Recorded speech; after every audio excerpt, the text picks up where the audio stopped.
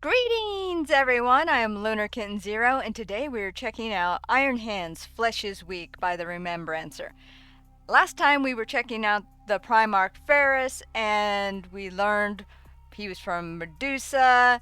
It was Fulgrim who named him the Gorgon, or nicknamed him, and sadly he perished before he was able to pass on to his legion that the flesh is in fact not weak and they should return to humanity. So I am curious to find out what has happened to this legion, what they were like before him, after his passing, and any additional information, because I really don't know much about the Iron Hands. I actually mixed them up, sadly. I apologize ahead of time. I do mix them up with the Iron Warriors. They both start with iron. It's an easy thing to do. Anyways, I am really excited to do that. So before we hop in, just a little note to anybody new. I do pause and talk. That way I don't miss anything that's being said. And sometimes I still get information wrong and still miss things. So feel free to leave comments with anything you want. If you want to gush about your favorite Primarch or your Legion or chapter, or if you just want to give me additional goodies on the bits of lore, I appreciate it all. I love reading that stuff. But enough yapping for me. Let's learn about the Iron Hands. The Iron Hands are not saviors, Oh, okay. nor should we be. Okay. A man who cannot save himself is weak, and the weak do not deserve to be saved. Oh, For okay. such a man, only death is fitting. This we can provide. Okay. The Emperor's angels, despite their many strengths, are not immune to weakness.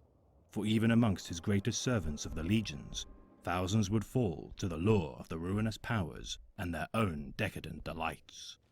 Yet some of the first founding legions would seek to banish all failures from their ranks, with one above all going as far as to remove their vulnerabilities and replace them with steel. Oh. The 10th Legion of the Adeptus Astartes, the Iron Hands. Okay. Though drawn from many disparate lands of Holy Terror, the 10th Legion would draft a large proportion of its members from the region of Old Albia. It showed Terra on the screen, but it said Old Albia. Is that in Terra, or is that a planet near Terra? Somebody let me know where that's at. Also, I didn't think about this. I know Ferrus is from Medusa, but they said they were pulling from this area. So I don't know why I didn't put this together. So the legions, before they got their Primarch, were replenishing their ranks by, I guess, whatever planet they were currently from. See, I don't know why it never occurred to me. I always thought there was just a set number of legion and they were dwindling and they didn't start replenishing their ranks until they found their Primarch. But now it makes sense. I mean, they're in war. They're going to take lots of casualties. They have the gene seed, so obviously they could make more. But yeah, I just never really thought about that till now. If you guys got any information on that, let me know, because now I'm wondering, where is there like a set place all the legions pulled from? Was it Terra itself? And then when the Primarchs came, they stopped pulling from just Terra and they start pulling from the Primarch's home planet. Well, not all of them. As we know, some of the Primarchs did not pull from their home worlds. But yeah, none of that crossed my mind till now. Let's keep going. Influencing the Legion's temperament, the Legion would show fierce pride for its warrior ancestry. Oh, cool. Exemplifying a remorseless and highly disciplined form of combat, the 10th Legion would exterminate the Xenos Cypher and Liassic species with enviable coordination and tactical acumen. Incurring few losses despite many environmental hazards, heavy resistance, and deadly foes, the 10th Legion would, regardless of their efficiency, not garner great glories during their initial service to the Imperium. Yet during the invasion of the planet designated 02-34, the 10th Legion would engage in the so-called Battle of Rust. With the books, Emperor okay. commanding the 10th Legion alongside his own custodians, the 10th Legion would be instrumental in the then largest Imperial mass offensive battle of the era. Okay, so there was a bit of information there that was interesting. I think I've heard the name Rust before. Either that or I'm just mixing it up with the game. But it said that they didn't get a lot of recognition. Maybe that's why I always confuse them with the Iron Warriors, because you guys can correct me if I'm wrong, but wasn't it Iron Warriors with, I'm going to say Peter Turbo because Perturabo is such a weird word to say. They didn't get a lot of recognition either for all the stuff that they were doing, if I'm remembering clearly. So it's kind of interesting both, if it's true, then if I got that right, then both groups that are called Iron Warriors, in this case Iron Hands, did not get recognition. And probably very bitter about that. Another thing is, and this is why my mind is being also a bit scrambly, you guys know I'm a sucker for a good black and white picture. Look at this artwork. This is so nice. Now, I've seen a lot of images of the Emperor. Usually the typical one with him either fighting Horus or just standing there with the flaming sword. A couple of him on the throne as a corpse, as you guys know. If you haven't checked that out, by the way, I do have a drawing of the Emperor on his throne as a corpse. It's in my thank you 1K subs video. So if you guys want to check that out, feel free. But this artwork, I've never seen this one, nor have I seen it in black and white. I don't know if it was turned to black and white or if it was drawn in black and white. I know sometimes people will just like take out the color.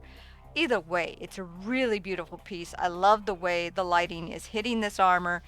And it's interesting because the way the light is hitting the armor doesn't take away from that glow that is still around his head. Like, it all just works together and it brings your eye exactly where it needs to go. The other thing is, I am trying to get better at it, but I'm always highly impressed by artists that can do it. Just take a moment to look at the intricate details to this armor. All those tiny little designs. That is very time consuming for an artist because you got to get the symmetry right, you got to get the shape right, and then you got to go in there and draw all those tiny little details. And it seems painful, and kind of is, but something is also very satisfying about it. Like when I drew the Emperor's throne, drawing the throne itself and putting all those lines and details in, oddly was very satisfying. It was very relaxing too. Very difficult, but just kind of relaxing as well. It's a weird mix. So I'm giving massive props to this artist for this armor. It's gorgeous, it's ornate, and I love it. And that sword too, like, I'm betting that's probably his flaming sword, and I'm in the way. Let me move. You can kind of see there's a glow there at the end. So even though this is black and white and you don't see the flames on it, you got that glow, which really still sells that this is a powerful weapon in his hand. And yeah, it's just really, I love this. Such good artwork. Again, this is why I love reacting to Remembrancer's stuff. The artwork in it is always so amazing. He picks out such beautiful pieces. And credit to this artist. If you guys know who this artist is, please let me know in the comments. I would love to see more of their work. If this is an official piece, it's beautiful. Either way, let's keep going. Losing less than 1/5 of its Astartes, the planet of Rust would be conquered by the 10th Legion. The Legion's use of the Hammer and Storm strategy would be so effective that such a tactic would be employed by the 4th and 13th Legions of Astartes thereafter. Hammer and Given Storm? the title of Stormwalkers, the 10th Legion would soon after hear news of the discovery of their Primarch on the world of Medusa. A discovery which would forever change the Legion. That would be Ferrus. The son of the Emperor would raise himself within the mountain peak of Karashi, amongst the ancient technologies left by a long-dormant species, defeating a mechanized ancient creature of metal, That thing is so cool. within the mountain.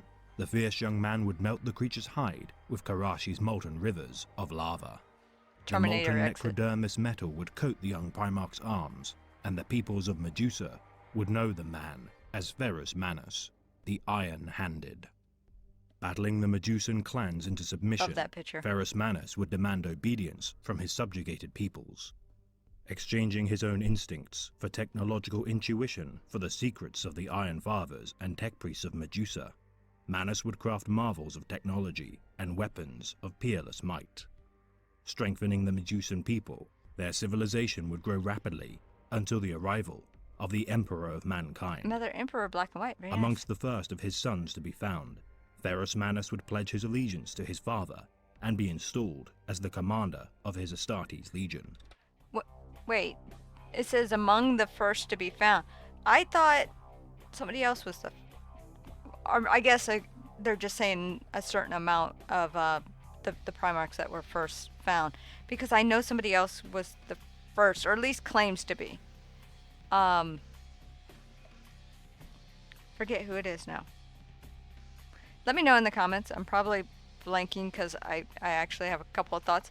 I noticed on his armor in the one picture, it had an X on it. Now, I know you guys told me in the comments it doesn't mean the Roman numeral 10. It's just, you know, the X. I still feel like that's either GW or maybe it's a, you know, storyteller artist thing of 10th Legion, therefore put the X. Either way, I now understand that the skull that Horus was talking to was Ferrus's skull with the X on it. And I think you guys told me in the comments that skull ended up being taken back and is under guard by somebody. And I when you guys say taken back, I'm going to assume the 10th Legion has it like a relic, a sacred relic somewhere, and they're protecting it. I could be wrong.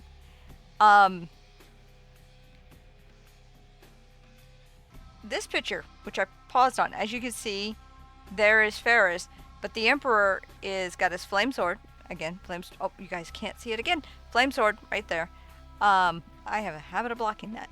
But yeah, flame sword. And what I'm immediately like, wait a minute here. This person kneeling has blonde hair. I see wings and I see what looks like a drop. Is that Sanguinius? Is that a blood angel? I don't recognize the picture, so I have a hard time sometimes understanding the context of the artwork, like identifying who's who. I hope to get better at it in time, so feel free to clear this up for me if you can. But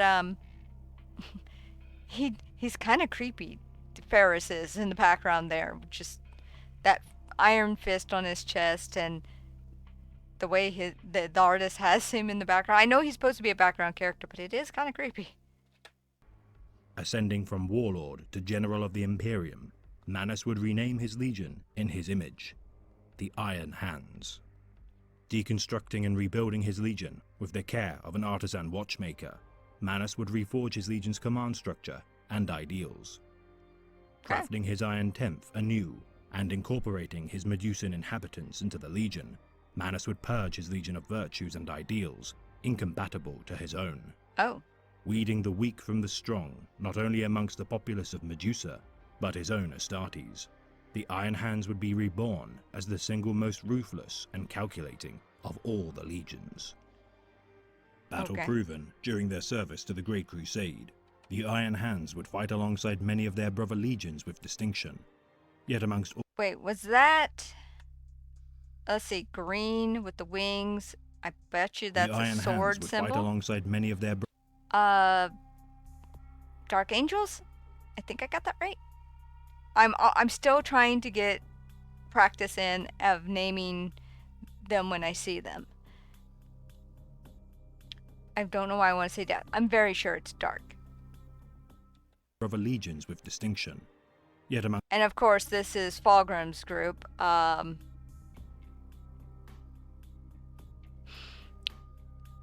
don't know what Fulgrim's group's name. I don't know if I've actually covered Fulgrim yet fully. I might have, and I've just gone blank. I just know when I see that purple and everything, I'm like, oh, Fulgrim's group. the fabulous armor people. Yeah. Amongst all of them, the most notable bonds of brotherhood would be forged with the 3rd Legion of the Adeptus Astartes, the Emperor's Children. The Emperor's Children, that's it. With Primarchs Fulgrim and Ferrus Manus as bonds of brotherhood forged under their shared craftsmanship and alchemical sciences, their legions would follow suit in their shared respect and brotherhood. Both legions perceived as strange outcasts from their brothers within their own rights, the 2 legions would revel in their otherness in comparison to their kin. Okay, so that's probably why I don't remember. Fulgrim's group was the 3rd one, and we're on the 10th, so my memory, not so good when remembering. I just remembered their Primarch, Fabulous Hairman. Love the contrast of the 2 legions. You got Fulgrim's legion here, which is, look how fabulous we are in our purple armor. And then you got this black and white picture, which we already know what their armor looks like, but even though it's more serious, you can see them mechanical, they're like cyborgs. Just very, like, no nonsense kind of thing. I like the fact that these 2 got along, yet they're kind of different but same. It's just very interesting. But it sounds like Ferrus, and I guess maybe his legion as well, are kind of like the blacksmiths of the Empire, that they make. It sounds like they make stuff. Maybe they make weapons and whatnot. I know Ferrus went on to make weapons and everything, so I assume his sons would continue that. Either way, it's just so interesting seeing the duality here.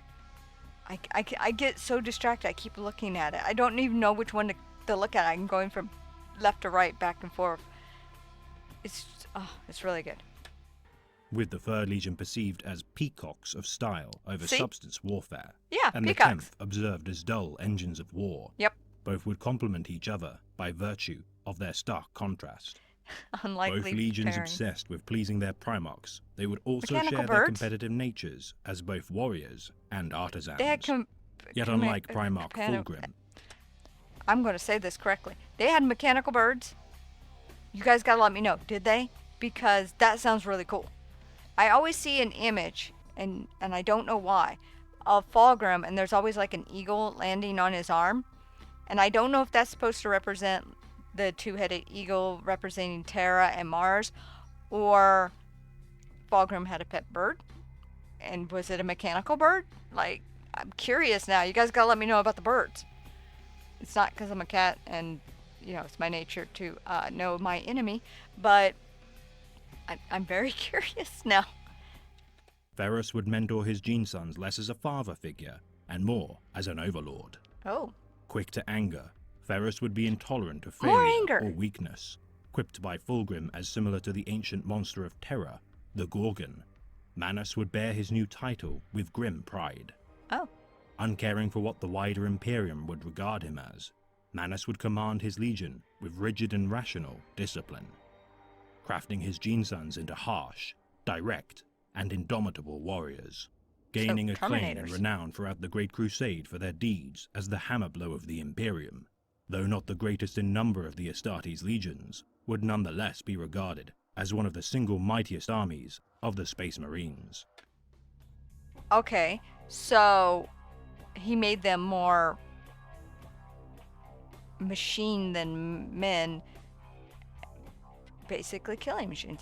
And all I can see now is they're Terminators. That's just like what he turned them into. All we need is a Skynet. I bet you there's some 40K version of Skynet. You guys are going to let me know, aren't you? I'm going to be looking at the comments. I want to see. Is there a 40K version of a Skynet? Because now I bet you there is. Either way, so the Iron Hands are pretty ruthless. Even though, by the sounds of it, they're smaller in number, they're just really good. I mean, look at this picture. This picture is amazing. He's fighting one of the boys. Yeah, I'm blocking it. Let me move. The boy is just warging and, having his best orky life here. And he went up against an Iron Hand who's literally an Iron Hand because he's missing the other one. And I'm not even positive this Orc's going to probably win. I'm gonna bet the Iron Hand wins this one. Even with one arm, I think he could take them. They seem pretty resilient. Like the orcs are too. I know that, but yeah, I'm pretty sure this guy's ready to go. Oh wow! I just realized the armor on his leg is gone, and you see all the exposed wiring and what's under. So he probably has like a mechanical leg or legs. So it's very odd because I don't know how much of this character might have as that's still human. I assume maybe the organs, some of the organs, the brain, probably, and maybe some bones and like the skull. But yeah, this guy is ready to go, and it's a really good battle scene. And now it makes me want to go play Space Marine. Nope, gotta get through the video. I cannot pause this to run off and play a video game. Nope, we gotta keep going. But man, did this just really like get me fired up to want to go play. However, their might would soon be sundered, tragically, at the hands of their own most steadfast and beloved allies. Oh, that's when Fulgrim During the formation of the coup, Yep. Horus would send Fulgrim to convince his most beloved brother to join the usurpers of the throne in their campaign against Look how the fabulous Emperor. he is. Refusing outright, Yep. Ferrus and his honor guard would be ambushed by the Emperor's children, Ooh. beating the Gorgon unconscious, whilst all but his Morlock captain, Gabriel Santor, would be slaughtered by their once allies. With news brought to the Loyalist legions confirmed by the defected Death Guard captain, Nathaniel Garrow, on Holy Terror, the Emperor would command his remaining loyal sons of the Imperium to crush the War Master's rebellion. Oh. Consisting of 2 waves of assault, 7 legions of the Adeptus Astartes would crush the traitors. Given command of the assault, Ferrus Manus would lead the Loyalist forces to the Istvan system to bring justice to the War Master. The first assault composed of the Iron Hands, Salamanders, and Raven Guard. Okay, so that's the Salamanders. So that I might have had that wrong. I thought that was a Dark Angel, but that could have been a Salamander, because Salamanders also have the wing thing too. I have not seen much on the Raven Guard, but I do. Oh, I love this armor. This armor is really nice. I love the raven beak shape of that helmet. You got the symbol there. Oh, it's very beautiful. And then here you got the Iron Hand right in the middle, and looking like a Terminator. Oh, I want a 40K movie so bad. Could you guys imagine that on the big screen? Just that right there. Oh, it would be so awesome. Yeah, these 3 lined up. Yeah, and if I remember from another video, I don't think this goes well for them. As we know, Horus's little betrayal thing was, I hate to say it, was basically winning, and probably would have won if things didn't turn the way it did. But I believe this is where they get tore up pretty hard. Their assault would be supported with a second wave, consisting of the Iron Warriors, Night Lords, Word Bearers, and Alpha Legion. Assembling at the world of Istvan V, the battle would begin. Because they turn on them during this the battle. The first wave of Loyalists would engage the smaller in number traitor forces. The battle would be the bloodiest ever seen in the Imperium's history, yet the bloodshed had only just begun. With the arrival of the second wave of legions descending onto Istvan V, the battle would become a slaughter, though not in favor of the Loyalists. Yeah. Turning on their brethren, the 4 legions and their Primarchs would turn on their allies and rain death. Yeah, that's where Conrad was versing the Raven Guard guy. Why can't I remember his name? Night Lords versus the Raven Guard. Either way, I remember this picture. And yeah,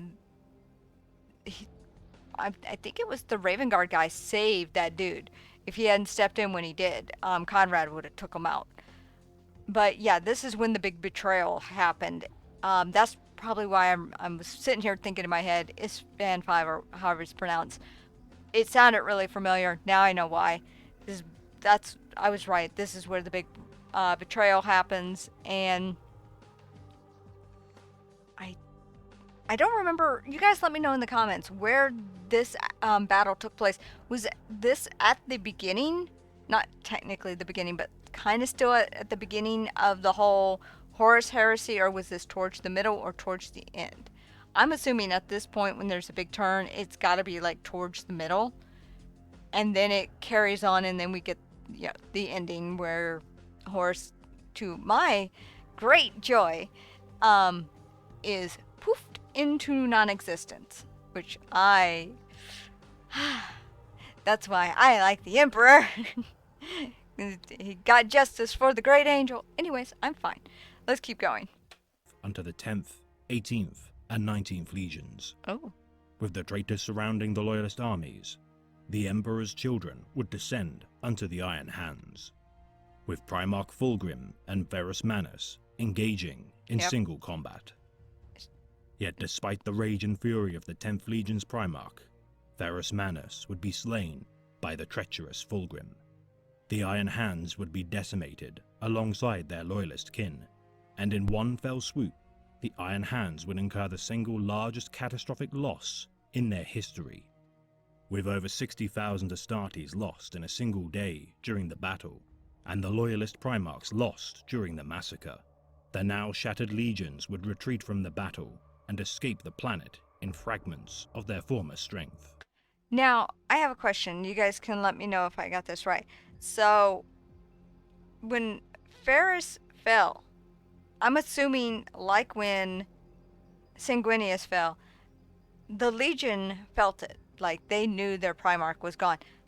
Now, I don't see anything here that shows that they had a massive reaction the way the Blood Angels did, because Blood Angels just went into rampage mode.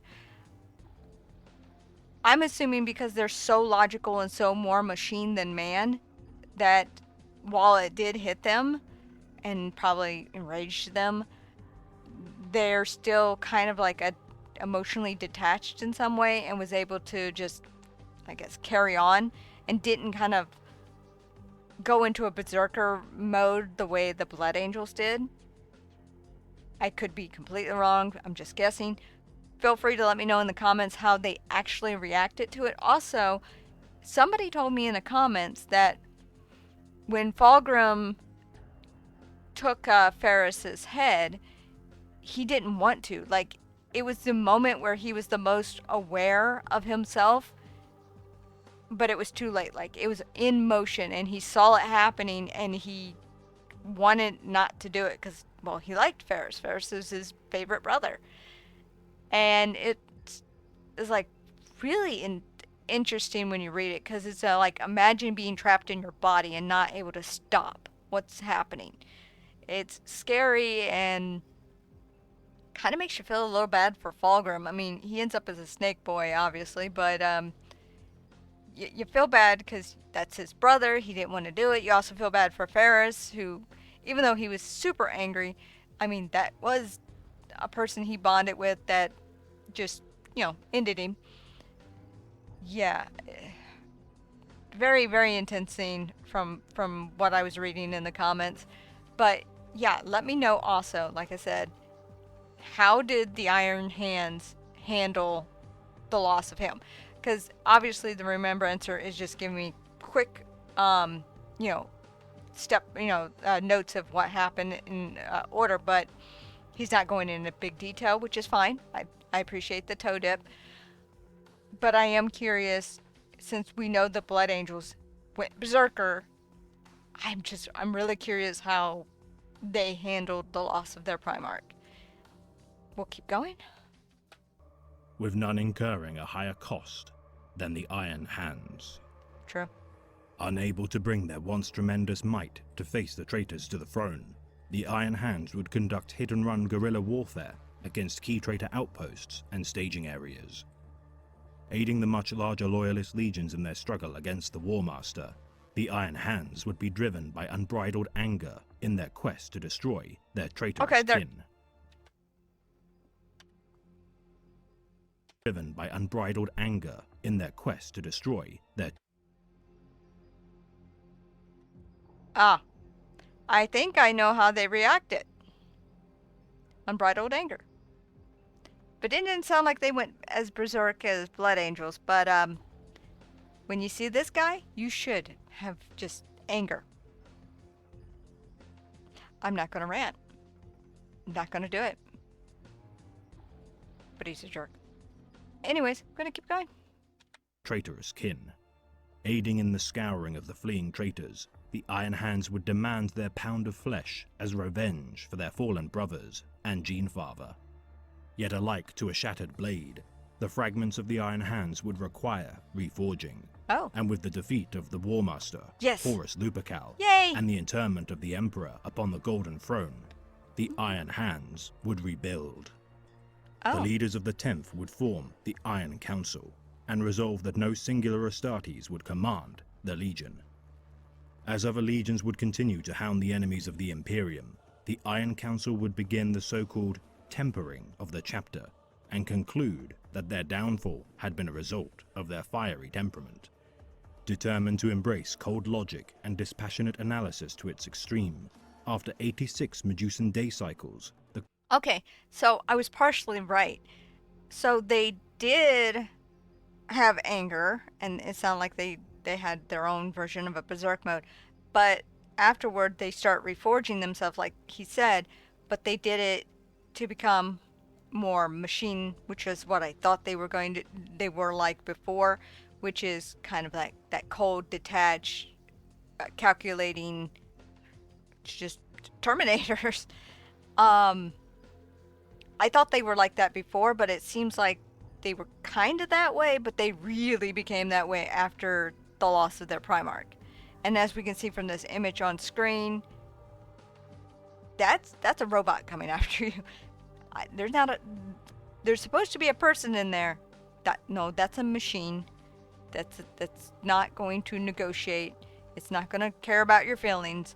It's just going to get rid of you if it thinks you're enemy. If it's got orders that says that enemy, they kill it. No questions. The only thing I can say is if I was part of the Empire, I'd be glad they're on my side. I guess it's better than having weird, mutated, warped chaos body guys, because at least they look cool. I mean, they look like Terminator machines instead of, oh, your armor grew a mouth and some horns. That's interesting. Not that those designs aren't awesome. They're just definitely scary. They lean towards the horror side, where this is more technical, and I'm a sucker for a good robot like the Terminator. I know I can bring Terminator up so much, but I can't help it. The Terminator, when it's not got the Arnold skin on it, and it's just that pure robotic skeleton, oh, so cool. And don't even get me started on the liquid one. I think it's called T2. That thing is just so cool. We'll keep going, but I love a good robot or machine. Conclave of the Tempering would rule in favor of the Legion's embrace of steel. Okay. Blaming humanity's own avarice and jealousy to dragging itself into the mire, the Iron Hands would not repeat the same patterns and mistakes. Embarking on a campaign of bloodletting fueled by the Iron Temp's mechanical logistics, Yeah, I think the Mars remnants likes of the this. Legion would ally themselves further with the Adeptus Mechanicus by dint of their shared rejection of the weakness of flesh. Now favored by the Adepts of Mars above all loyalists, the Iron Hands would gain unprecedented knowledge and access to armaments kept secret by the children of the Omnissiah. Perceiving their augmentations and cybernetic limbs no longer as an appendage, but rather the true pinnacle of their ascension as warriors. Utilizing the full extent of their genetically enhanced bodies' ability to quickly recover from surgeries, the Iron Hands would en masse replace their limbs and organs. with the most veteran of the Iron Tenth bearing their augmentations as marks of honor and service. The Astartes of the Iron Hands would swiftly embrace the surety of steel, and with Rabute Gilliman's drafting of the Codex Astartes, the Iron Hands would give compliance to the new Imperium's decree. Okay. Convening the Iron Council, the remaining leaders of the Legion would divide the remnants of the Iron Tenth into successor chapters. The now chapter's service to the Imperium would be revered for the centuries to follow. Yet during the 35th millennium, that's cool. a schism would once more fracture the Imperium. The Moray Schism would cause a rift between the factions of the Adeptus Mechanicus. The dogmatism of the cult Mechanicus would undergo scrutiny with the ideals of the Forge World of Moray's more heretical designs. Alluding to the overthrowing of the Tech Priests of Mars, the Moray beliefs would allude to the fusion of the Adeptus Mechanicus and Ecclesiarchy into a unified hierarchical governing and spiritual body. Such utterances would be seen as sedition by the Mechanicus, and so, civil war would be theorized as the only result. The Okay. That was a lot of information, so I gotta work this out. So, they got recognition from the Mars guys for accepting the machine and rejecting the body because they see the machine as God. And they got a bunch of secrets, made them even stronger, made them more machine. And then, while that was going on and they were, all seemed all right there, then we have, with the Mechanicus, I'm just going to call them that because I don't know all the names. I really don't know much about the Mechanicus. I'm going to have to dive into that at some point. But, so, they had an idea of how I guess the machine is. The other side had their viewpoint. And I guess the Mechanicus turned on each other. And there's two different factions. One's a Mechanicus, one's called something else. And they, like you see the image here, it looks like they start a civil war. But I'm not really sure of what they're fighting their civil war over.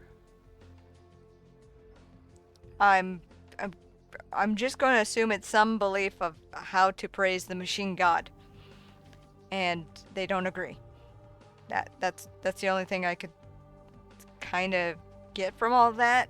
So let me know in the comments what in the world is going on here. Why are they fighting? Maybe it'll tell me in the video as we continue. But that's my theory going forward right now, is difference of belief on how to worship the machine. Ray's beliefs would begin to take root within the Iron Hands, causing clans Borgos and clans Rauken to clash for centuries. Facing a civil war within the chapter, the Iron Council would propose a settlement. Those who followed the teachings of Moray would be banished from Medusa, yet a treaty would be signed to prevent war between the Iron Hands and their exiled brethren. As many as 1/3 of the chapter would depart Medusa and join with other disparate Astartes of their successors. The exiles would during 011.M37 be given special edict to be reformed into the Sons of Medusa chapter of the Adeptus Astartes, despite the protestations of the Mechanicus and other chapters of the Space Marines. Yet the Iron Hands would further splinter due to a disagreement of belief. Facing the demonic entity, the Sapphire King, during 460.M41, the entity forged from the psychic death of the Iron Hands Primarch, Ferrus Manus, would corrupt several Astartes of the Iron Hands. Promising strength and manipulating the chapter's shame and guilt, the Sapphire King would corrupt the Iron Father Christos and the clan companies of Rauken and Sorgol. Confronted by the manifestation of the Sapphire King, the Emperor's children, and hordes of demons of Slanesh, the Iron Hand Astartes, Kardan Stronos, would identify the flaw in their chapter's doctrine. Okay, wait. So, all right, I'm gonna reiterate what he just said and see if I got this all correct. The council realized, okay, there's going to be a civil war. We need to do something. So they told the Legion, like, listen, if you follow this particular teaching, which is not our teaching, it's, I forget what they called it. It was started with an M. If you follow that, get off the planet. Bye. Go. Leave. And sign a treaty so we don't fight you, you don't fight us. We're still cool. Just get off the planet. And a lot of them left. And I guess they ended up naming themselves the Sons of Medusa or something like that. And then after that happened, you had it where, what was it here? They went up against, what was the name of this thing? The Sapphire something Emperor? Looks like a Tyranid. Maybe it is. I don't know. Let me know what this Sapphire thing is about, because I don't think I've heard much about it. I think you guys mentioned it once or twice in a comment once, but yeah, I'm very curious what was going on with them versus that. And apparently when Ferrus died, some of them got corrupted by, I guess, the psychic wave of the death of their Primarch. And I'm assuming by corrupted, I guess, means they either had some chaos taint to them, or they start hallucinating. Because they said they were fighting this thing, so I doubt they were hallucinating it. Either way, a lot has gone on here, and I'm very curious about the Sapphire guy. But I think I got the flow of what happened. Just a few details, a little confusing. The Iron Hands have been threatened. Like, already up to this point, they have gone through a lot, especially becoming more machine, then becoming a machine, then almost having a civil war, then having to deal with the Sapphire guy, and I doubt this continues to keep going well for them. Realizing that his chapter's rejection of their emotions had fed the whims of the demons of the warp, Oh. Stronos would behold the revelation that his chapter must embrace their emotions and harness them with their own iron-forged willpower. Releasing their caged anger, the Iron Hands would deny the demon its hunger for self-pity and be slain by the surviving Iron Hands. Utterly destroying the servants of chaos, the Iron Hands would nonetheless be scarred by the Sapphire King's deeds. Sapphire King. With many Astarte slain and a third of the Iron Council corrupted by the lure of chaos, Oh. the Iron Hands would be forced to once again re-examine their principles and doctrines. Okay, I just said it, and I was right. So things got worse. So, oh my gosh, they took care of one problem. Then the Sapphire King showed up, and then they discovered, oh, by getting rid of our emotions and being so machine-like, we've opened a doorway for the demons to use that against us. So now we got to get back our emotions, our humanity, and use that to combat, to fight them back. And they ended up slaying, a bunch of demons. They're really good at it. And then they turn around, and what did he say here? Because it was the best part. Many Astarte slain and a third of the Iron Council corrupted by the lure of chaos. No sooner they get all that done, their own council that is supposed to be keeping things in order ends up getting corrupted by chaos. Wow. The Iron Hands do not get a break. Man, I thought the Iron Warriors got bad end of the deal on some things. I don't think in 40K, if your group starts with the word iron, it's not going to go well for you. It's just not going to be a good day. Because I did not see the council getting corrupted coming. I just figured they were going to lose some soldiers to it. But the council, that's your leadership. That can break anything down, losing leadership. I have a feeling it's still not done. We're not even halfway through this video. I'm sure things are probably not going to get better for them.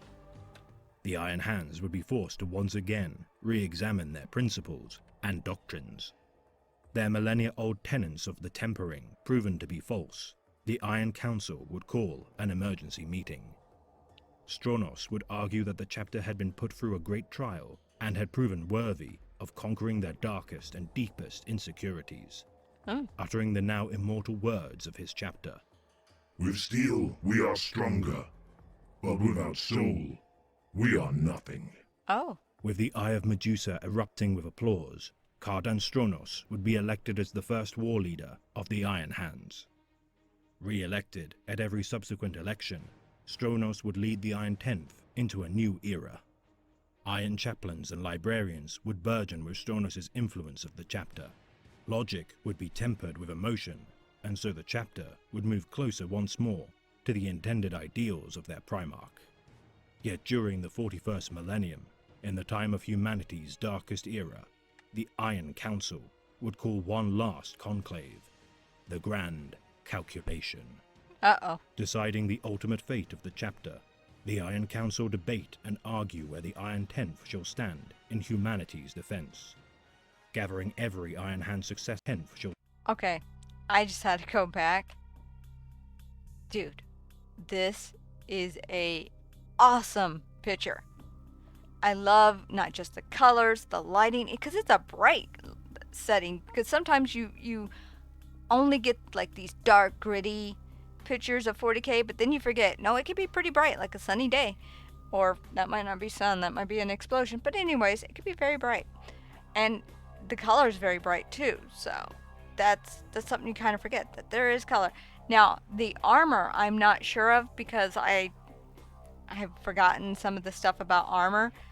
I will eventually get to a video about the armors because I need to learn these armors when I see them. I recognize the shape, but again, it's eluding me of which one this armor is. Either way, that thing is huge, and it's taking out that creature like nothing. And just the gun is massive. And so is the sword, which me and Sanguinius are blocking a bit. But yeah, this is really good artwork. I had to come back and look at that. That is too good.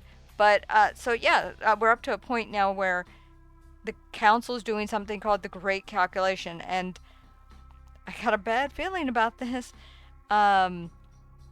Hopefully it goes well for them, though history is anything to go by. Yeah, nothing goes well for anybody in 40K. Stand in humanity's defense, gathering every Iron Hand successor to aid in their defiant final struggle. The Iron Council's debate prolongs, seemingly without end. With the chapter's war efforts commanded by Cardan Stronos, fending off the enemies of his Imperium as the chapter's final calculation is completed. Selecting one or more final foes, the chapter will one day bear its entire combined might to crush its most hated and dangerous enemies. Whether it be the Tyrannid Menace, High Fleet Leviathan, the dynasties of the ancient Necrons, or the accursed betrayer of humanity, Abaddon the Despoiler, and his damned Black Legion, betrayer of humanity. Okay, I want to back up a bit. Enemies. Whether it be the Tyrannid... That Tyrannid, that is an awesome picture. Sorry for that, Space Marine, because this is not a way you want to go. So, the Tyrannid's really cool, but then there's... Menace, High Fleet Leviathan, the dynasties of... That. Oh, that Necron image is... Oh, it's wild. Now, I'm not, like, a fan of Necron the way they are, but I'm a fan of their design. That's the best way to put it. I mean, the Necrons are pretty messed up, but I do love their design. It's like that, again, it's that machine, which is kind of what the Iron Hands are, but it's a more agile machine. And I don't know, there's just something really, really pleasing about it. And it's so alien, but not. It's like a walking mechanical skeleton. Um, Again, when I mentioned earlier that I like the Terminator skeleton, it's kind of like that, but like a futuristic version, which is funny because Terminator was futuristic. So a futuristic version of a already futuristic killing machine. Anyways, I love the design. I love this image.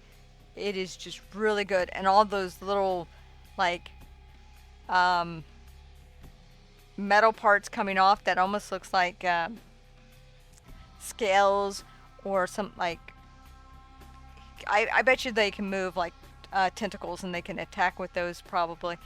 But either way, I love this. I had to come back and look at this.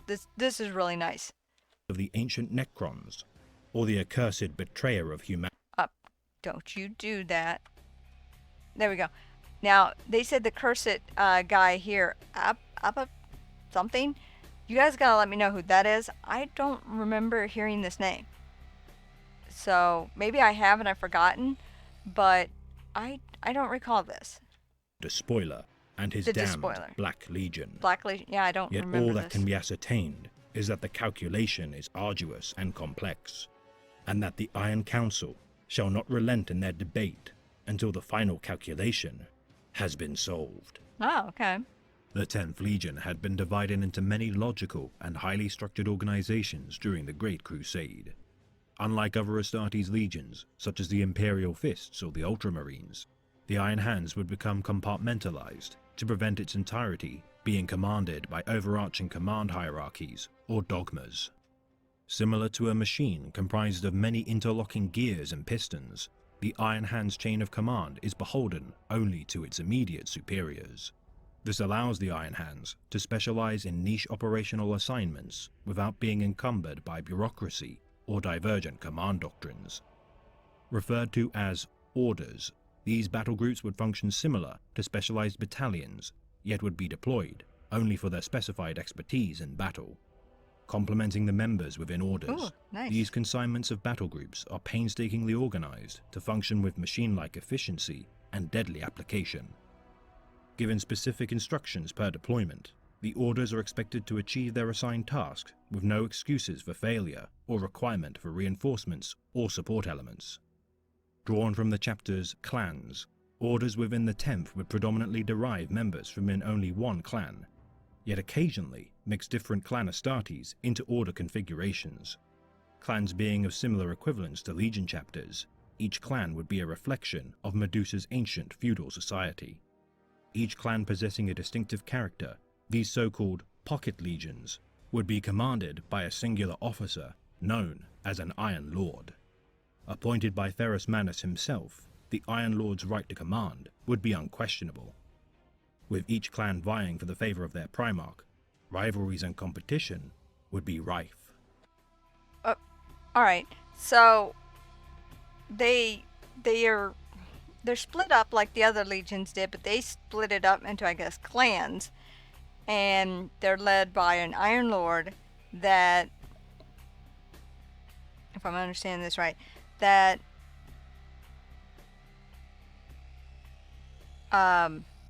you don't question him. It's equivalent of having a mini Primarch. Interesting. And they move those groups based on what is needed. I have a couple of thoughts in my head at once, which is why I'm kind of pausing a lot.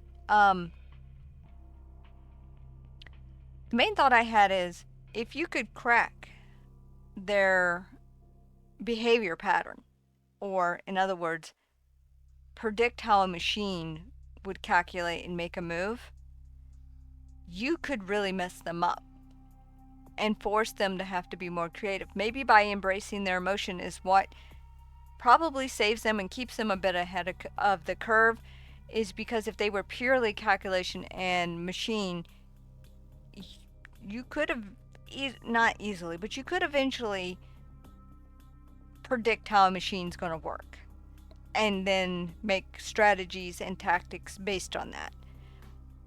I'm going to guess that keeps the Iron Hands on their toes, so to speak, because they would have to constantly recalculate and reevaluate their strategies because, well, as they say, the tide of war is always changing. I just, I don't know, I just found that really fascinating. And I was thinking of some of the Primarchs that,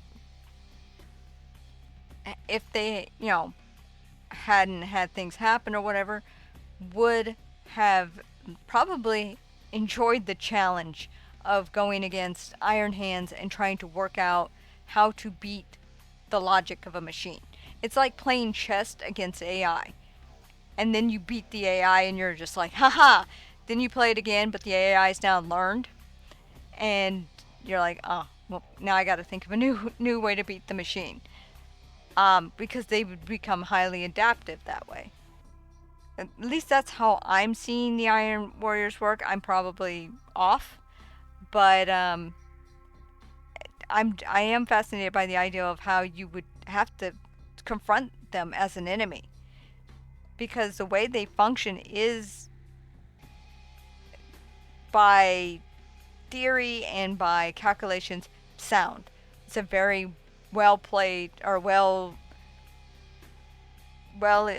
created, established way of handling your I was going to say battle legions, but your troops or your clans. Either way, I'm getting a bit more and more fascinated with the Iron Hands. I didn't think I would be that fully invested, but I guess I am a sucker for the whole machines with emotions and how they function on a battlefield, because you wonder if they succumb to things that others would succumb to on the battlefield, because they're trying to have emotions but not be overwhelmed by emotions, and be logical but not be too logical. They're walking a very interesting line between heart and mind, and it's fascinating. It's like watching a machine try to be human. It's probably why Data is my favorite character in Star Trek The Next Generation. He's a machine that tries to be human, and I find that stuff so fascinating. Though inflexible, the organization of the clans and orders within the Legion would prove to be exceptionally effective. The commanders of the Iron Hands, empowered with absolute authority by their Primarch, they would be obeyed by their junior officers without question or excuse. Each company commanded by a shield centurion, such officers would mete out punishments to ineffective Astartes, which included the right to execute defective battle brothers with no recourse. Oh. With such powers also given to each clan's Iron Captains and Iron Lords, the highest judgment would fall to the Gorgon to dispense should it be required. The Legion's discipline without peer, the Iron Tenth would not tolerate failure or weakness of any kind within their ranks, and would reward only strength and accomplishments in battle. With the most strong-willed and competent Astartes rising to ranks of command, the Medusan Society's feudal values would serve as a template for the Legion's ranks of competence to be achieved. The Legion's volatile temperament kept in check by strict values and pragmatic cold calculation, with the inter-Legion clan rivalries being rewarded by their Primarch through deeds accomplished, favoritism would be given to the most successful clans and fuel the less competent clans to strive for redemption. And with the Great Crusade's continuation, the Iron Hands would balance their battlefield losses with a steady stream of new recruits to the Legion. Failed aspirants to join the Legion would be converted into servitors to serve the Iron Tenth. Oh. The Legion would often refuse military aid from the Imperial Army, and instead request battle automata from the Mechanicum to fight alongside in battle. Their ties to the Adepts of Mars would be so strong that the Iron Hands would possess many sophisticated weapons and war vehicles. Given access to cybernetic implants only employed by the Mechanicum, the Iron Hands also stocked large proportions of the Mechanicus' deadliest weapons, such as grav weapons, laser destroyers, and conversion beamers.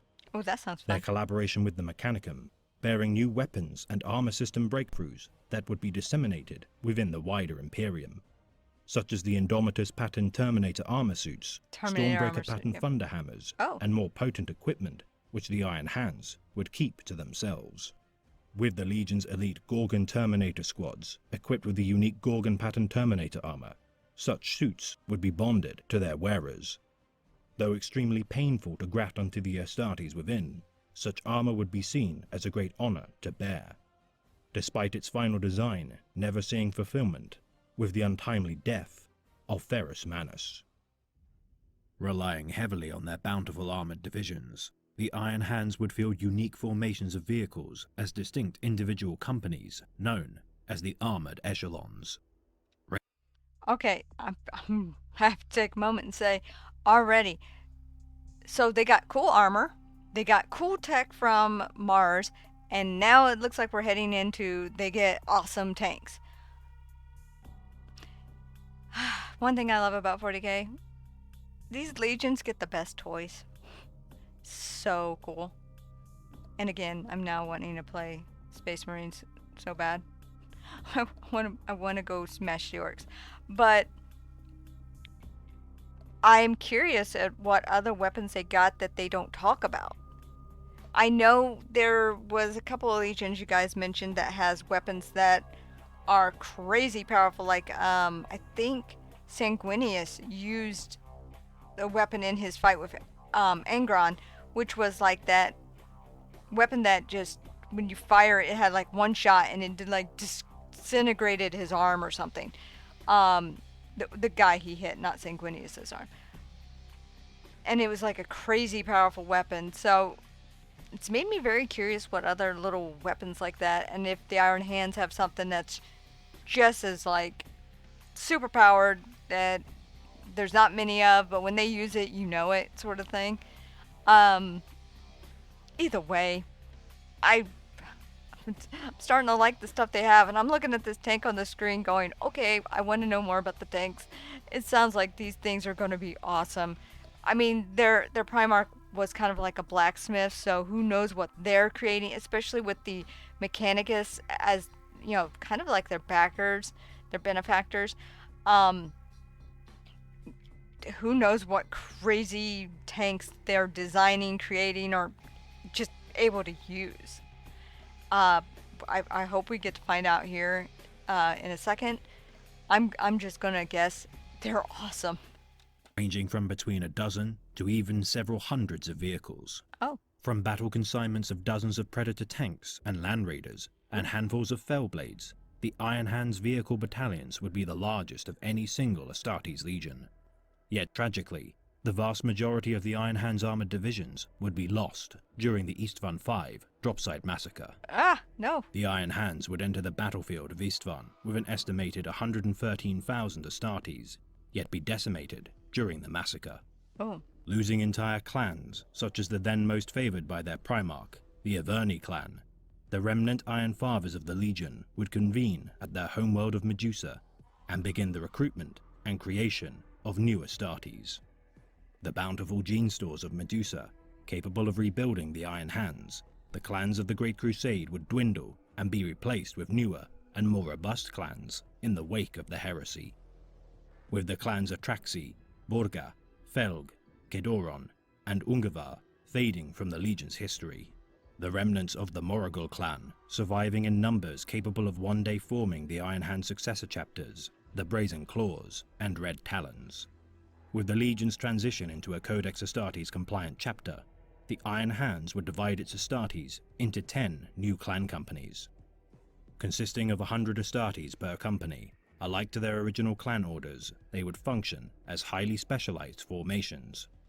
Led by their iron captains, each clan formed squads known as claves. Autonomous and nomadic in nature, each clan maintains a mobile fortress monastery within great land behemoths, which traverse Medusa's dangerous landscape. I hit the wrong button there for a second. That's because I'm blocking it. Let me move. See the little dots there? Those are people. That's how big that is. And I believe they called this a land fortress or something. I keep forgetting that not only do they have the giant thing that, you know, I call it a robot, giant titan that walks with the castle on its back. You got tank looking guys rolling around that are rolling battle bases. This thing has broke my brain, but in a good way. That thing is so cool. Oh, you guys gotta let me know. Is there a model of this? I'm not obviously that big because that would be really weird in real life, but oh, the model must be so cool. I'm so busy staring at it. This thing is awesome. That is huge gun. Look at the cannon on this thing, and it's firing. And the fact that it's firing and not like rocking back, maybe it did. And, we just don't see that because it's a picture, but I forget how big things can be in 40K. Not just the Primarchs are big, not just the Space Marines are huge. Their machines, their weapons are massive. And seeing this really helps me to get a scale of it. And this is really good. Oh, I hope I get to see more. I'm excited to see more tanks. I want to see lots more tanks. The foremost elite clan, Averni, bears the burden of failing to protect their Primarch. Oh. Fighting alongside Ferrus Manus during Istvan V, the Averni clan, whilst the foremost of warriors amongst the Iron Tenth, also instills its members with the bittersweet duty to absolve their shame. Clan Garsak serves as the second company. Led by Iron Father Cardan Stronos during 900.M41, Clan Garsak would defeat the Necron dynasties of the Crimson King alongside their Brazen Claw brethren. Clan Garsak has gained a reputation as exemplary warriors while specializing in battle strategy and war council preparation. Clan Rolken, the third company, would be commanded by Captain Arvan Ralph. After incurring heavy losses to an Emperor's Children ambush during 929.M41, which resulted in the death of Iron Captain Macklon and their tech marine Darmos, the clan would be censured by the Iron Council. Replacing Captain Ralph with Iron Father Christos, the clan would begin to regain its honor, until Iron Father Christos' corruption by the Slaneshi demon known as the Sapphire King. Okay, so there's that Sapphire King again. And apparently I should have known Sapphire was Slanesh. So the guy gets corrupted by Slanesh thing. Well, I guess they were really close to Fulgrim's group, so Slanesh was probably like, you guys were close and all, so you're mine too. But I just thought of something. It said the Iron Council's doing the great calculation, and they're also, calling, do this, that, but, are issuing orders, whatnot. Didn't earlier it say, and I said it as well, that they had got corrupted by chaos? So I'm assuming they got rid of that council and I guess elected a new council? I'm a little confused by that. If you guys wonder why I suddenly laughed, look right above Sanguinius at that skull. And I know this is supposed to be a very intense scene, but the eyes in this skull is so intense. And the way its little hands up, it's almost like it's pointing like, oh my god, do you see that? Like it's got the wide-eyed deer in a headlight. Just like it's staring at something and it's like, do you see this? Holy shit, we're in trouble.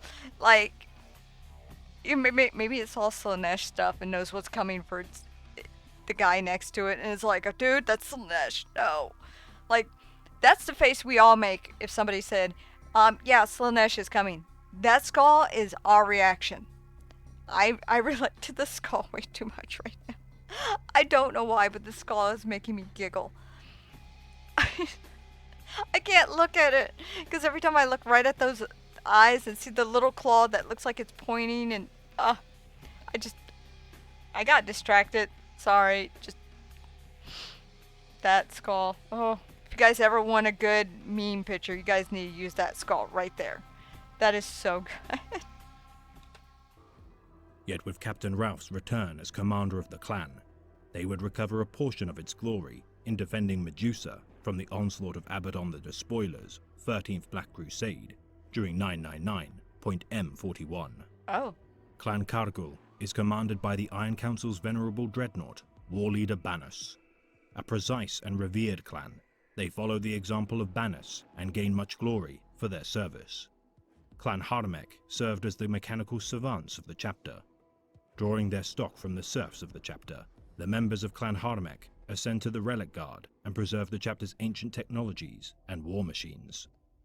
Clan Sorgol are charged with protecting their homeworld's Medusan Reach, the domains of outposts scattered throughout the Medusan subsector. Clan Borgos are the second support company to Clan Sorgol. Marked by past technological heresies, Clan Borgos assists other clan companies by adding their strength to difficult engagements in order to redeem their past transgressions. Clan Morlag specialize in pinpoint strategic deployments and tactical lightning strike assaults. Experts in close support, the Iron Temp's shock troopers revel in causing crippling strikes at vulnerable enemy formations. Clan Vurgan is a well-regarded company led by Iron Captain Agar Verox. Achieving glory during the Third War of Armageddon, the Grail Sword Campaign, and the defense of Medusa during the 13th Black Crusade, Clan Vurgan are characterized by their intense aggression and fury during battle. Implanted with surgical and augmetic implants to temper their rage, the Iron Council undo their emotional outbursts with the surety of steel. And finally, Clan Dorvok consists of the newest recruits of the chapter, purging emotions such as fear, pain, and anger during their service within the clan. The aspirants of the Legion learn the responsibilities and duties required to be a member of the Emperor's most cold and calculating sons. Okay, so that, first of all, the symbols for all the chapters, no way I'm going to remember any of those. But that last one, it sounded like they removed emotions, but I'm assuming they still have some, because didn't they say that removing the emotions opens the doorway to the demons using them? Yet it sounds like this chapter is like, no, we don't need these certain emotions. Let's get rid of them. And they're a lot colder than the other chapters because of it. I'm curious of what emotions they kept. Probably anger. No, I think it might have said they got rid of anger. Just, I'm a little curious about that last chapter. Exactly, like, what emotions do they have? I'm starting to wonder how much emotion is left in the Iron Hands, because it sounds like they bounce back and forth between, we have emotions, we kind of don't have emotions, we have some emotions, we have rage, we don't have this. Very confusing. I guess it's a good way to keep your enemies on their toes, because you'll be like, hey, that chapter's coming at us. Which one is that? Was that the one that actually will feel bad about something? No, they don't give a crap. Oh, you know what? We'll just shoot every one of them because we don't know. But either way, I'm just thinking that that's probably really hard to follow. I mean, I guess if you're a machine, it's pretty easy to follow. But I'm not sure where they're at with the emotion thing. It's really kind of got me confused. Part of me is like a little happy because at least they kind of went a little bit towards where Ferrus wanted, but not exactly. Either way, it's not exactly great, but it's not bad either. It's a weird gray area, the iron area, I guess you would say. The Iron Hands would arguably suffer more than any legion during their history. The first legion to witness the death of their Primarch, the Iron Hands would also be decimated and continually crippled following the Horus Heresy and beyond. Emboldened in their actions to redeem themselves of their failures and to strive to be better than their compatriots within their brethren legions, the Iron Hands would eradicate their weakness with the adoption of the machine. With neophytes of the chapter beginning their journey to replace their biological parts with the ritual severing of their left hands and replacement with a bionic prosthesis. I have to pause. I like this because it's almost like concept art for what the Iron Hands would look like. If I was doing an illustration book or a graphic novel and I wanted to do concept arts, this is probably, I mean, I don't draw like that yet, But I mean, that's how I would imagine it. An artist would lay it out, work it out. Also, that skull holding the fist there, it's almost like the fist knocked its lower jaw off. I don't know why the floating skulls make me giggle. Um, I think of them as pets for some reason, just like want to pat it on the head. It's weird. I'm weird. But I really like this artwork. I like the sketch quality of it. Oh, this is really good. I need to look at this. I'll probably look at this when the video's over again, or go look it up online. I really like. I might actually look up character or concept designs for the different Primarchs and their legions, because this is really nice. And this one, I guess, is just showing a guy getting his arm replaced, which glad it's in sketch form, because I'm sure if I saw it in full color, it's probably a little gross. I'm gonna assume maybe not, that it'll be just like oil and parts, but I don't know. Whenever they do machine inside of a body, it's always kind of gross. It's almost like, the tendons and the muscles and the stuff, but it's all like machine looking and oily. That usually looks surprisingly like blood, because it's usually always red. It's a little gross. Whether severed by their own remaining hand or plunging their fist into the searing lava flows of Medusa, this act of commitment by every Astartes of the Iron Hands is without question. They put their hand and fist, self-inflicting scars in and burns lava? on their flesh. The Iron Hand skin is left as little more than scar tissue. Each implant and appendage of steel removing a portion of their flesh until they are immune to physical pain.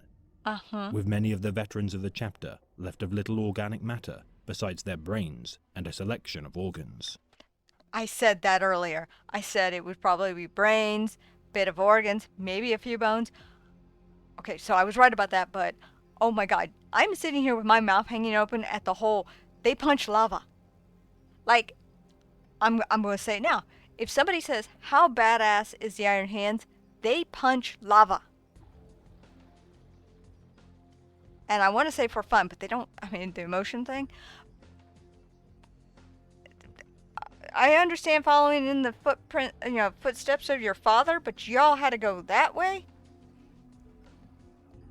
And then, what's left of your flesh is like the scarred thing. That thing with the metal lower mouth, that like a skeleton or a skull. That was wild too, but I'm not going to get over it. Like my brain, my eyes are just so big right now at the whole, they punch into lava. And then I guess some of them even melt metal onto their arm. Oh, and to the point that they don't feel pain anymore? Yeah. Ooh, Iron Warriors are definitely hardcore. Or not Iron Warriors, sorry, correction, Iron Hands. They're warriors, but they're not Iron Warriors. It's so weird. This is why I get them mixed up. But they're either way, they're hardcore. The Iron Warriors are pretty hardcore, but I didn't hear them punching lava. Do not see lava punching coming at all. That's a new one. Many Iron Hands are driven to one day ascend to become a dreadnought of the chapter, as it is the highest of honors for the Iron Tenth to don the sarcophagus of the war shell of such a machine of war. Augmenting their vertebrae with links of neural relays, the Iron Hands call such strands forge chains. Forged of different materials dependent on the clan company the Astartes is assigned to, the forged chains reinforce their allegiance to their clan, reminding their bearers of the bonds that strengthen their brethren, and the might inherent within their inclusion and unity. And for those of the chapter whom prove to be the greatest servants of his Imperium, they shall be given the blessing of iron. Removing the final links of flesh to his body, the blessing of iron brings its bearer closer to the machine god, by unshackling them of their personality to better serve the Omnissiah. Okay. Why does it sound like they're scarily getting close to behaving like a Necron? all I need to hear next is walk into a furnace.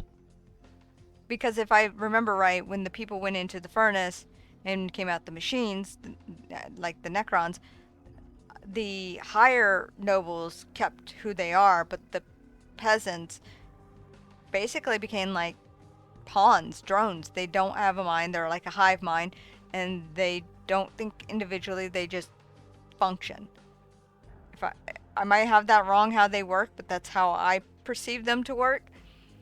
And Iron Hands sounds scarily like they are heading towards a Necron style life, which is interesting because I wonder how, you guys gotta let me know, how does the Mechanicus view the Necrons?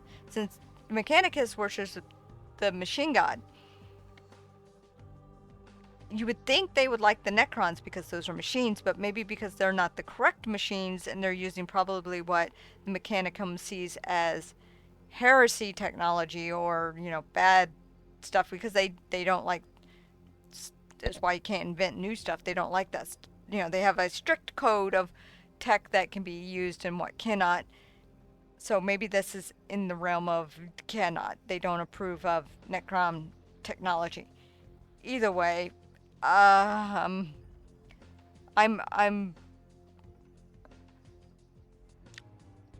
so interested in this group because they're war machines, literally war machines, or at least turning themselves into it. And they really do sound like they're becoming dangerously close to being like Necrons, just minus probably, a couple of other things. I mean, they should still. I hope they still have their soul. Assuming if they have their brain and a few organs, the soul must be still there too. Either way, yeah. I know I say either way a lot, but yeah,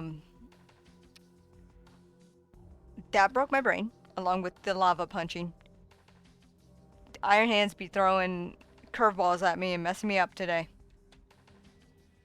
Blending their own beliefs with the doctrines of the Codex Astartes, the Iron Hands comply to its rulings whilst retaining their heritage. Painting their armor with the monochrome and black of its initial founding, they adorn their left pauldron with the chapter's heraldry.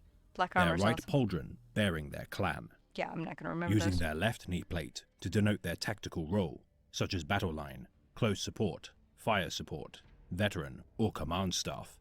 Yet in millennia past, they had previously used their left greave. A select few Iron Fathers still maintain this tradition of heraldry. The right knee plate designates the Astartes squad number in Low Gothic, whilst their rank is denoted by a combination of their helmet styling, knee plates, and pauldron markings.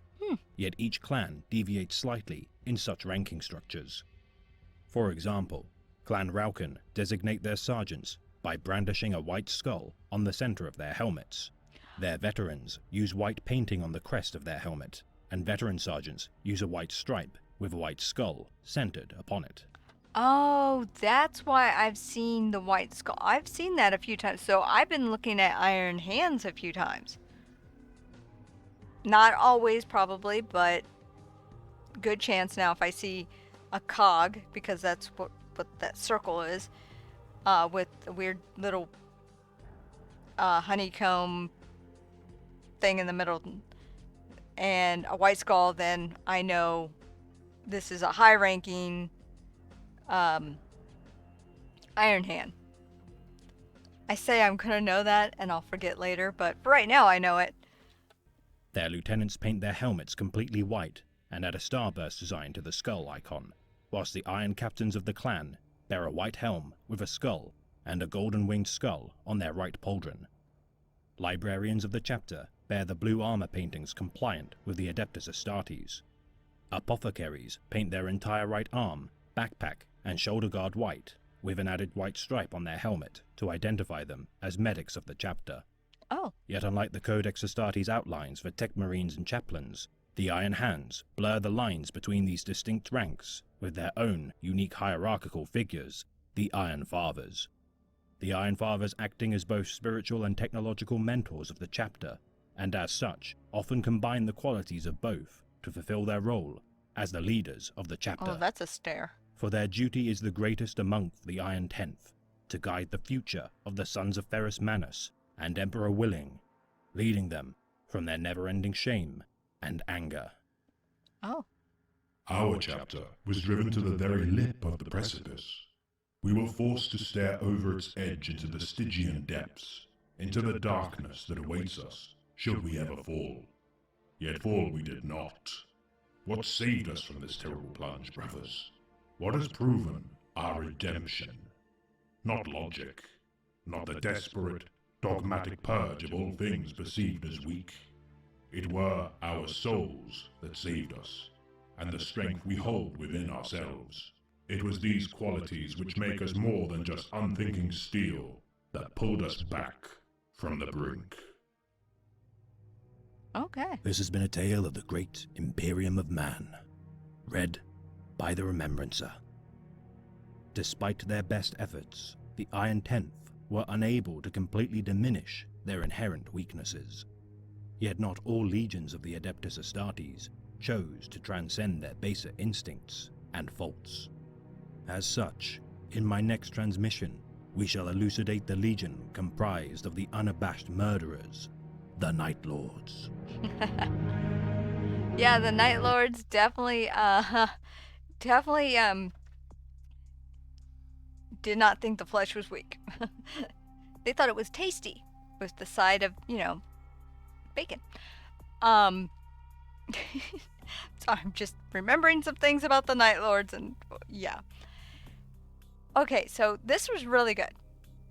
The Iron Hands were way more interesting than I originally thought they would be. I thought, okay, they're like machine.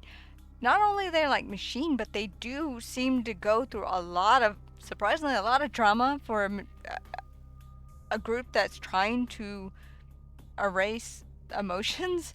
I mean, they had they lost their Primarch, they had corruption among some of their ranks, especially in their own council by chaos. They had close to a civil war. Then they broke down into smaller chapters. They realized they needed to embrace emotion, but they didn't want to embrace too much emotion, so they had that going back and forth. A lot has happened to this legion. I sometimes feel like other legions are a little bit more quiet. This was definitely a busy legion. Like, a lot has happened. I'm sure the other ones have a lot of drama going on too, and I just can't think of it right now. But they definitely went through a lot, and I'll give them credit for being the first one to make my eyes want to pop out of my head with the whole punching lava. I will not let go of the punching lava thing. My brain is melted by the whole melted, not lava, but it's wow. Anyways, the link to this video will be in the description. Be sure to give it a like, and if you haven't subscribed to Remembrancer, I highly suggest you do. He is amazing, and I am so thankful that I get to watch his videos and react to them. I learned so much, and I'm always impressed by them. Amazing as always. But yeah, so if you made it to this point in the video, you guys know what I always say, which is you rock, you're awesome, and you know it. And is the Iron Hands like your guys' favorite? If not, let me know which legion is your favorite, or just what you might actually like about the Iron Hands. Like, were you guys shocked as I was about the punching lava thing? Because I really didn't expect that. I should have, but I really did not think that they would go that far. Turns out they will go as far as machine believes it's necessary. Anyways, it is now that point in the video to say the magic words for YouTube, which is, if you like that video, leave a like and subscribe. And until next time, you all take care. Bye-bye.